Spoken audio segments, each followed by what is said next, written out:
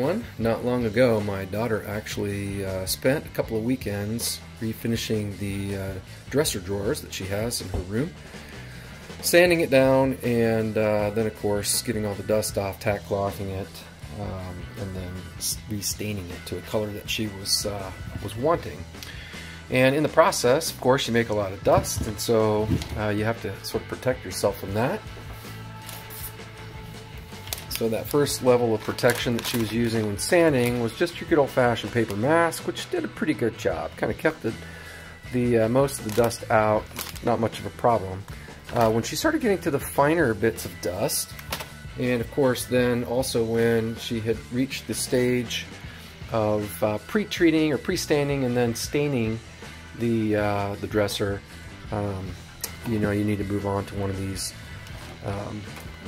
more, I don't know, sometimes it's called charcoal masks, these much better filter masks, and it keeps those nasty toxic fumes from getting in your lungs, but also the dust.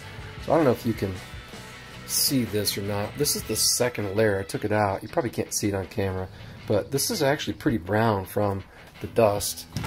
And let me see if I can get this one out. This is the first layer. You can see it maybe a little bit better on the camera, but maybe not because the lighting's not great in my garage. But this is just brown, and this actually has double layers, so of these little cloth filters in that first area, and then goes into this better filter here that also will filter out all of the fumes and whatnot. Now, the reason why I'm showing you this is because, well, when she finished using it, and actually before she used it even, we needed to clean this thing out because I'd used it a few times. And as you might guess, and that, you know, all of us now are much more aware of post-pandemic, or because of the pandemic, you know, you get all kinds of stuff going on in here. She wasn't coughing or sneezing or anything in here, but just your breath is going to create condensation inside of this. And in fact, she even kind of showed me this once when she was using it a couple weeks ago, and it was just full of moisture. And I thought, that's disgusting. And she laughed and said, I don't know how you're going to get that cleaned out, but you're going to need to clean it. Well, I have a plan. So I'm going to detach, these things come off the side of the mask, so I'm going to detach those just to make it a little bit easier to mess with. They just rotate up and pop off. You can see here, there's how that mechanism works. So let me just rotate this one. Oh, maybe this one goes down. Yep, this one goes down.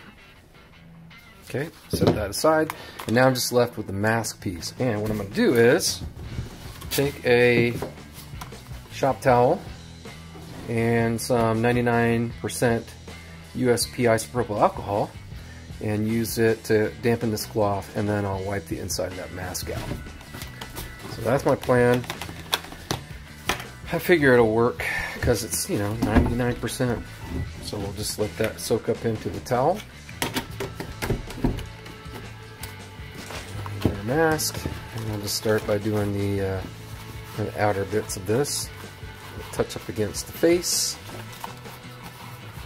And now I'm going to actually kind of peel this out. Get inside there. You can see I'm kind of really working in around that, where that fold or bend is in the silicone or rubber or whatever this material is, to get that cleaned out. Definitely 99% alcohol. Isopropyl alcohol, I can smell it's pretty strong.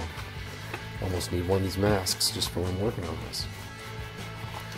And that ought to get it done.